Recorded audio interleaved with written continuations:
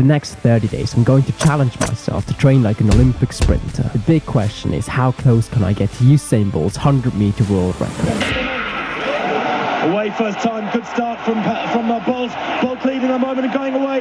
Gay trying to go with him, and he's being dragged through to second place, but he's going to win it by 2 meters, 9.58.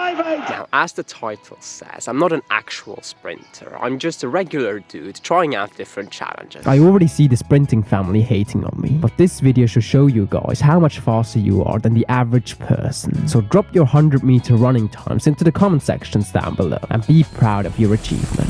As you see, I'm already on the track, but I don't have a coach, so it's just going to be YouTube videos and the filming part, which should hopefully help me to improve my technique. I'm pretty excited about this challenge, but I still have my job and I'm in the middle of my bachelor's degree, so quite limited with time. But all excuses, I know. So without further talking, let's test out that 100-meter time.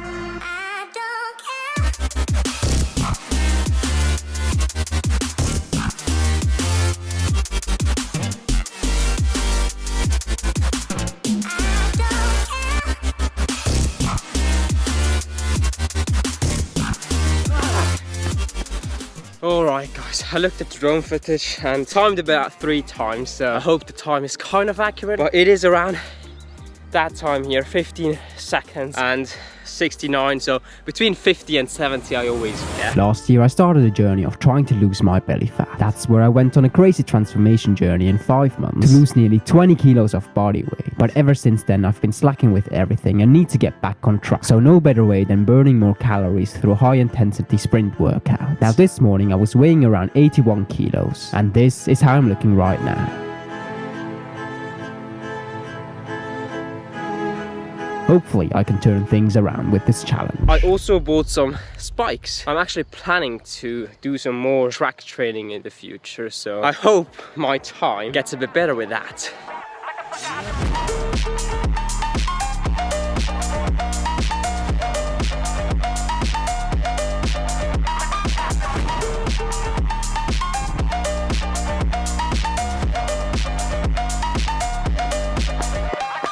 Wow!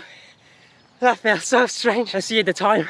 My time, yeah, somewhere between 15 seconds and 20 and 15:40. It's actually around 0.2 seconds faster than my previous time. So we see already what a big difference equipment makes. But I'm pretty happy with these results. So let's see what these next 30 days can do. For the first 2 weeks of this challenge, I'm going to focus my attention to leg strength, power and speed. So the first thing is going to be hill sprints. Apparently it's the best to do it in sand. But I live in Switzerland and unfortunately we don't have any sand dunes here. So it's just going to be hill sprints because that's the thing we have here, some beautiful mountains. So the goal is about 40 meters sprinting uphill and then slowly jogging down and doing that 10 times whilst repeating that whole cycle for about 4 to 5 times. So let's see how long I can last.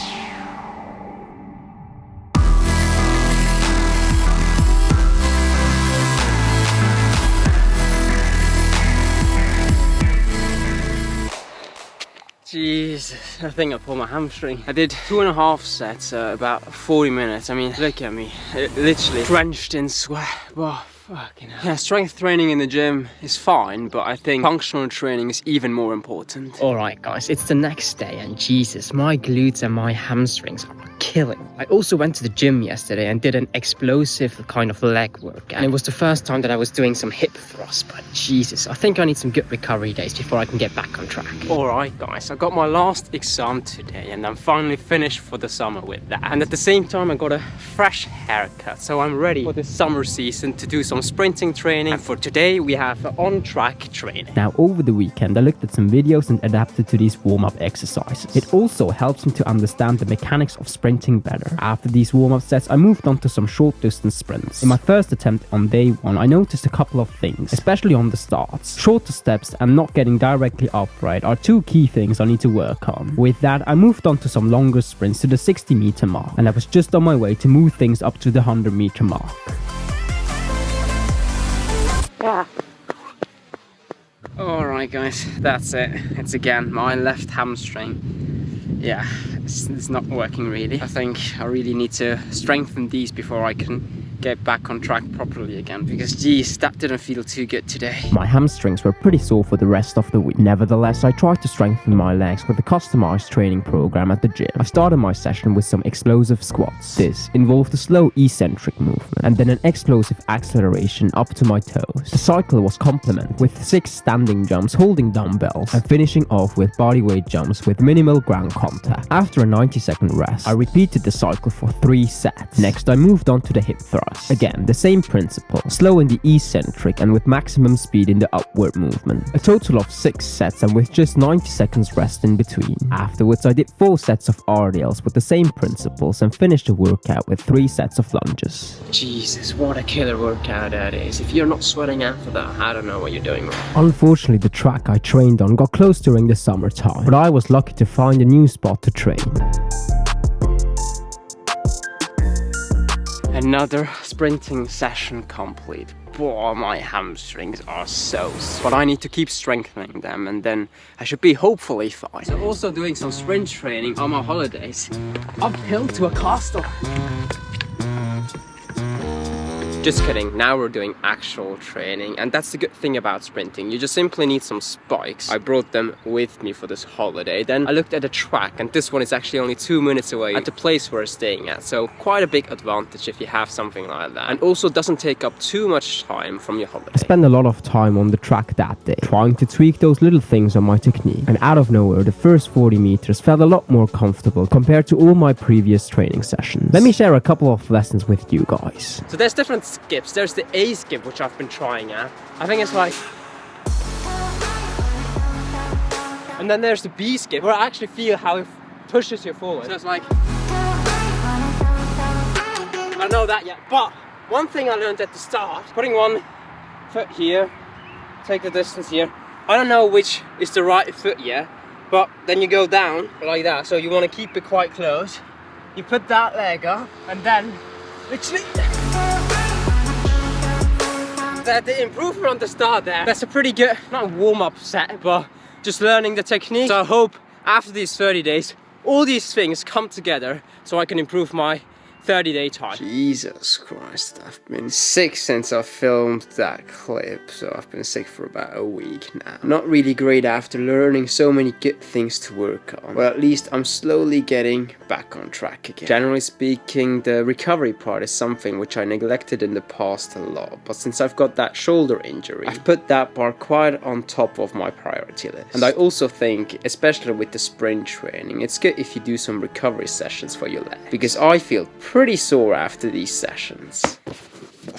If you're sitting like me all day long, you have to stretch those hips. No matter what you do, they're just fucking tight. I mean, stretching is definitely not on my priority list, but you have to make it, like, just building it into your routine. And the routines don't have to be long.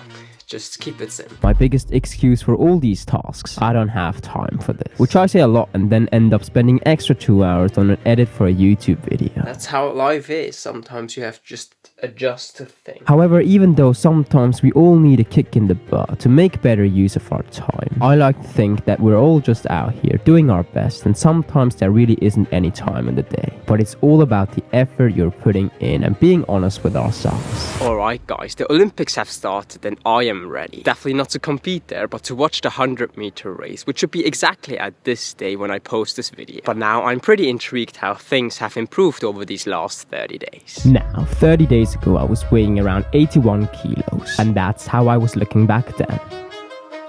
Exactly 30 days later I'm weighing 78.5 kilos, and that's how my physique changed.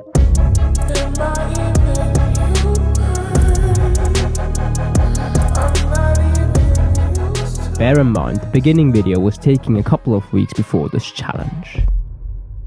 Alright guys, everything is set, so let's beat those 15 seconds.